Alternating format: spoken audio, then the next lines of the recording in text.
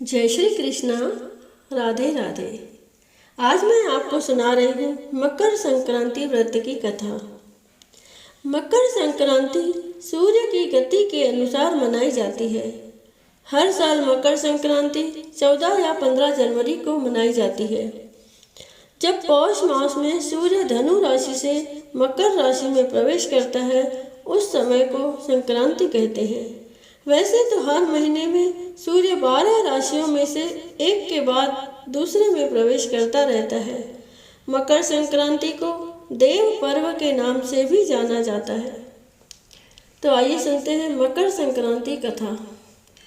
पौराणिक कथा के अनुसार राजा सगर अपने परोपकार और पुण्य कर्मों से 3 लोकों में प्रसिद्ध हो गए थे। चारों ओर उनका ही गुणगान हो रहा था। इस बात से देवताओं के राजा इंद्र को चिंता होने लगी कि कहीं राजा सगर स्वर्ग के राजा न बन जाए।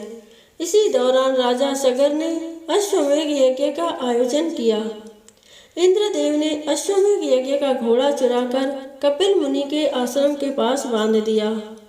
अश्वमेध यज्ञ का घोड़ा चोरी होने की सूचना पर राजा सगर ने अपने सभी 60,000 पुत्रों को उसकी खोज में लगा दिया। वे सभी पुत्र घोड़े को खोजते हुए कपिल मुनि के आश्रम तक पहुंच गए। वहां पर उन्होंने अश्वमेध यज्ञ का घोड़ा देखा। इस पर उन लोगों ने कपिल मुनि पर घोड़ा चोरी करने का आरोप लगा दिया। इससे क्रोधित होकर कपिल मुनि ने राजा सगर के सभी 60,000 पुत्रों को श्राप से जलाकर भस्म कर दिया। यह जानकर राजा सगर भागते हुए कपिल मुनि के आश्रम पहुंचे और उनको पुत्रों को क्षमादान देने का निवेदन किया। तब कपिल मुनि ने कहा कि सभी पुत्रों के मोक्ष के लिए एक ही मार्ग है, तुम मोक्षदायिनी गंगा को पृथ्वी पर लाओ। राजा सगर के पोते राजकुमार अंशुमान ने कपिल मुनि के सुझाव पर प्रण लिया कि जब तक माँ गंगा को पृथ्वी पर नहीं लाते तब तक उनके वंश का कोई राजा चैन से नहीं बैठेगा। वे तपस्या करने लगे। राजा अंशुमान की मृत्यु के बाद राजा भागीरथ ने कठिन तप से माँ गंगा को प्रसन्न किया।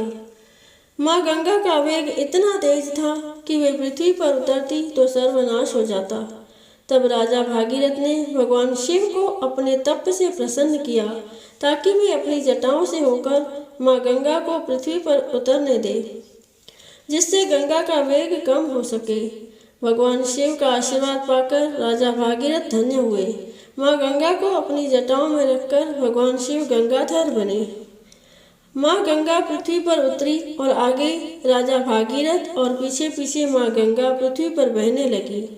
राजा भागीरथ माँ गंगा को कपिल मुनि के आश्रम तक लेकर आए, जहाँ पर माँ गंगा ने राजा सगर के 60,000 पुत्रों को मोक्ष प्रदान किया। जिस दिन माँ गंगा ने राजा सगर के 60,000 पुत्रों को मोक्ष दिया, उस दिन मकर संक्रांति। वहाँ से माँ गंगा आगे जाकर सागर में मिल गई। जहाँ वे मिलती है वह जगह गंगा सागर के नाम से प्रसिद्ध है। धार्मिक मान्यताओं के अनुसार मकर संक्रांति को गंगा सागर या गंगा नदी में स्नान करने से मोक्ष की प्राप्ति होती है और 7 जन्मों के पाप मिट जाते हैं। बोलो श्री कृष्ण भगवान की जय। बोलो गंगा मैया की जय।